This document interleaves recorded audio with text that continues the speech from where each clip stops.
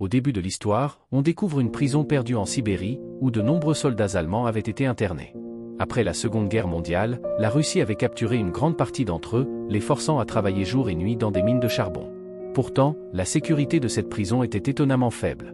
Mais malgré cela, personne ne tentait de s'évader. Pourquoi ?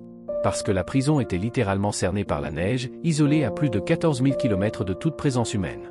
Même en cas de fuite, la mort était presque certaine, engloutie par le froid glacial de la Sibérie. La prison se dressait au milieu d'un désert blanc s'étendant à perte de vue, si bien qu'aucun détenu n'osait même envisager une évasion. Aucun, sauf un homme, vif d'esprit, habité par un feu intérieur, Clément Firel.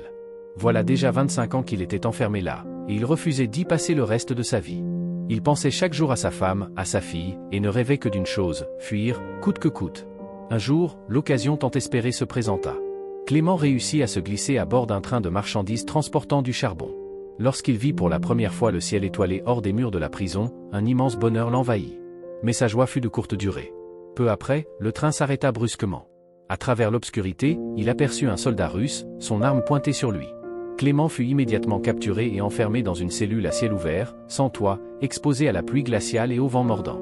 Il y resta non pas quelques heures, mais 2 jours entiers, transi, affaibli, brisé. Lorsqu'il fut ramené dans le bâtiment principal, l'ambiance était électrique. Les autres prisonniers étaient furieux. À cause de sa tentative d'évasion, ils avaient été privés de nourriture pendant 2 jours. Le directeur avait d'ailleurs prévenu, « Tes compagnons t'attendent ». Et en effet, dès qu'il fut de retour, les autres détenus se ruèrent sur lui et le passèrent à tabac. Si violemment que Clément dut être conduit à l'infirmerie de la prison. Le médecin, lui aussi prisonnier allemand, s'occupa de lui. Dès que Clément reprit conscience, il lui souffla, d'une voix faible mais déterminée. « Je vais m'évader à nouveau. Et j'ai besoin de ton aide. » Le médecin fut stupéfait. Après tant de souffrances, cet homme avait encore la force de rêver à la liberté. Mais il tenta de le dissuader. « C'est impossible, Clément. Même si tu t'échappes, tu mourras dans le froid. » Mais Clément lui répondit que rester ici, c'était aussi mourir, lentement. Les mines où il travaillait étaient saturées de carbone. Respirer cet air jour après jour provoquait des maladies graves, dont certains cancers. Alors, le médecin prit une grande décision. Il allait l'aider. Il rassembla ses vêtements les plus chauds, des chaussures solides, de quoi survivre. Il lui expliqua où les soldats russes cachaient leur nourriture, près des rails. Il lui remit même une arme. En réalité, le médecin avait préparé cette fuite pour lui-même. Mais une semaine auparavant, il avait appris qu'il était atteint d'un cancer en phase terminale. Il n'avait plus d'espoir. Alors il offrit tout à Clément. Avant son départ, il lui confia une boîte contenant un repas et une lettre pour sa famille. « Si tu survis, apporte-leur ceci. Dis-leur que je ne suis plus de ce monde. » Clément s'évada une seconde fois. Mais cette fois, il ne prit pas le train. Il choisit de marcher. Toute la nuit. Et même au lever du jour, il continua d'avancer, de peur d'être repéré. Quand le directeur apprit son évasion, il courut interroger le médecin. Mais c'était trop tard. Ce dernier s'était suicidé, sachant ce qu'il attendait si les gardiens le découvraient complice.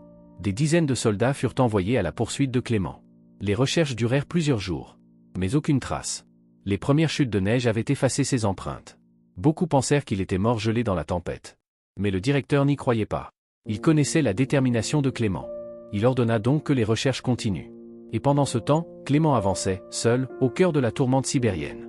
Il marchait sans relâche, affrontant la tempête, porté par un seul espoir, revoir sa famille. Le 9 juin, un aboiement résonna au loin. Marché. Il refusait d'abandonner. Quelques jours plus tard, son corps finit par céder. Il s'effondra, terrassé par la fatigue et la faim. Des heures plus tard, en reprenant conscience, il entendit un bruit étrange. Il leva les yeux, et vit un phoque. Ses yeux s'illuminèrent d'espoir. Il sortit son fusil, visa du mieux qu'il pouvait, mais son corps affaibli manqua la cible. Le phoque prit la fuite. Désespéré, mais incapable de renoncer, Clément se lança à sa poursuite. Dans sa course, la glace céda sous ses pas. Il chuta dans l'eau glacée, se blessa à la jambe, mais remonta aussitôt. Boitant, trempé, il continua. Lorsqu'il vit le phoque réapparaître derrière un rocher, il prit une grande inspiration et tira son dernier coup. Cette fois, il ne manqua pas. Le phoque s'effondra. Clément laissa tomber son fusil et tomba à genoux, submergé de joie. Il avait de quoi se nourrir. Il allait survivre. Pendant plusieurs jours, il mangea, récupéra ses forces, puis reprit la marche, seul dans ce désert blanc. Isolé, entouré de silence et de glace, il parlait à voix haute pour ne pas sombrer dans la folie. Il se motivait lui-même. « Tu vas y arriver, Clément. Tu n'es pas venu jusque-là pour mourir. » Chaque jour était un combat mental, un test d'endurance. Il observait le moindre détail de l'horizon, à la recherche d'un signe de vie. Et enfin, après 2 mois de marche, il vit quelque chose, un arbre. Un minuscule arbre solitaire, planté là, dans ce champ gelé. Clément crut rêver. Il courut jusqu'à lui et le serra dans ses bras comme un trésor. Cet arbre signifiait une chose, la fin de la vallée de neige. La forêt approchait. Et en effet, peu après, les arbres se multiplièrent. La forêt s'ouvrit devant lui. Il ramassa du bois, fit un feu, et pour la première fois depuis longtemps, il dormit paisiblement. Mais cette paix allait-elle durer? Pendant ce temps, le garde qui avait juré de retrouver Clément poursuivait toujours ses recherches. Il avait ordonné à ses équipes de fouiller une zone dans un rayon de 500 km. Il n'abandonnerait pas. Alors que Clément marchait dans la forêt, une tempête éclata. Le vent était si violent que même les grands arbres tremblaient. L'un d'eux s'effondra sur son chemin et le frappa. Par miracle, 2 chercheurs d'or passèrent par là et le découvrirent à temps. Ils le sauvèrent. Dès lors, Clément voyagea avec eux. Ils marchèrent ensemble plusieurs jours, jusqu'à atteindre une rivière.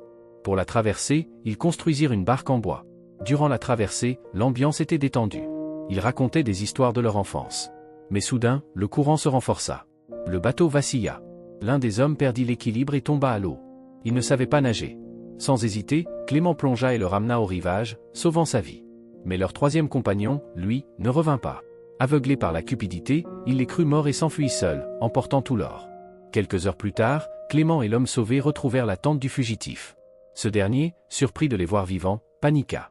Une violente altercation éclata. Dans un accès de rage, le survivant tua son ancien ami Cupide.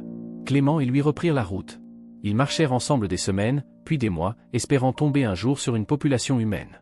Mais l'hiver revint, et avec lui, les neiges. Le compagnon de Clément transportait un sac très lourd. Chaque pas devenait plus difficile. Clément lui dit alors: « Donne-moi une partie de tes affaires, je vais t'aider. » Mais l'homme le regarda avec méfiance. Il crut que Clément voulait lui voler son or. Sans prévenir, il l'attaqua violemment. Clément s'effondra au sol, inconscient après l'attaque de son compagnon. Lorsqu'il reprit connaissance, un froid glacial parcourut son dos. Une meute de loups s'approchait lentement de lui, leurs yeux luisants transperçant l'obscurité. Dans un ultime élan de survie, Clément tenta de grimper à un arbre. Mais l'un des loups attrapa sa jambe ensanglantée. L'arbre, fragile et gelé, se brisa sous son poids. Il chuta lourdement. Tout semblait perdu. Il ferma les yeux, prêt à mourir. Soudain, un coup de feu. Puis un deuxième. Et un troisième. Clément ouvrit lentement les yeux. Les loups avaient fui. 2 d'entre eux gisaient morts à quelques pas. Des chasseurs locaux, alertés par les cris, étaient arrivés juste à temps pour lui sauver la vie. Ils le transportèrent jusqu'à leur village. Là-bas, les villageois le soignèrent avec bienveillance. Pour la première fois depuis des années, Clément retrouvait chaleur humaine et réconfort. Il resta plusieurs jours parmi eux, goûtant à la paix, à la nourriture chaude et aux conversations simples. Il pensait même s'y installer discrètement. Mais cette illusion ne dura pas. Un jour, une lettre arriva au village. Signée du gardien de la prison sibérienne, elle annonçait qu'un soldat allemand s'était évadé.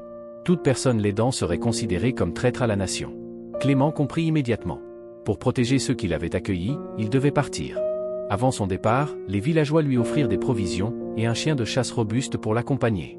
Pour la première fois depuis longtemps, Clément ne se sentait plus seul. Ils marchèrent ensemble pendant plusieurs jours, affrontant la forêt et le froid. Un jour, au loin, le chien se mit à courir vers une usine de bois. Clément le suivit pour le protéger. Mais à son arrivée, les ouvriers reconnurent son visage, c'était Clément Firel, l'évadé. Ils le capturèrent et le livrèrent à leur patron. Mais lorsqu'il raconta son histoire, son calvaire, ses 25 années de souffrance, même les cœurs les plus durs furent émus. Le patron de l'usine, touché, lui offrit à manger et le plaça dans un train en direction de l'Allemagne. Clément était heureux. Il allait enfin rentrer chez lui. Mais il ignorait une chose, le propriétaire avait trahi sa confiance. En secret, il avait prévenu le gardien.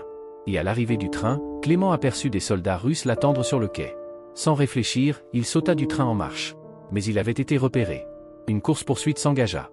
Clément courut de toutes ses forces à travers les voies. Soudain, une silhouette familière surgit devant lui, le gardien, en personne. Son cœur se serra. Tous ses efforts, allaient-ils être réduits à néant? Mais au moment où le gardien s'apprêtait à l'attraper, le chien de Clément surgit de nulle part et l'attaqua avec fureur, le mordant à la jambe. Clément en profita pour fuir à toute vitesse. Mais alors qu'il s'éloignait, un coup de feu retentit. Il se retourna, et vit son chien s'effondrer. Abattu. Clément hurla de douleur. Mais il ne pouvait pas s'arrêter. Il devait survivre. Il franchit un pont, se jeta dans un autre train en marche, et disparut une nouvelle fois. Les jours passèrent. Clément errait désormais en Asie centrale. En 1952, il se retrouva dans une foire de village, où tout lui semblait irréel, les couleurs, la musique, les odeurs de nourriture. Il avait faim, terriblement faim. Il s'approcha d'un stand de crêpes tenu par des jeunes filles. mais il n'avait pas un sou. Honteux, il tourna les talons. Mais l'une d'elles, touchée par son regard perdu, brisa une crêpe en deux et la lui tendit. Clément hésita, puis l'accepta avec gratitude. Il la remercia, mangea lentement, comme si ce morceau représentait le monde entier. Un homme observait la scène, un juif, discret, silencieux. Il suivit Clément à distance, jusqu'à l'église où il entra pour prier. Là, l'homme s'approcha et lui glissa quelques mots. « Toi aussi, tu as été prisonnier, n'est-ce pas ?» Clément hocha la tête. « Moi aussi. Je ne te dénoncerai pas. Je vais t'aider. »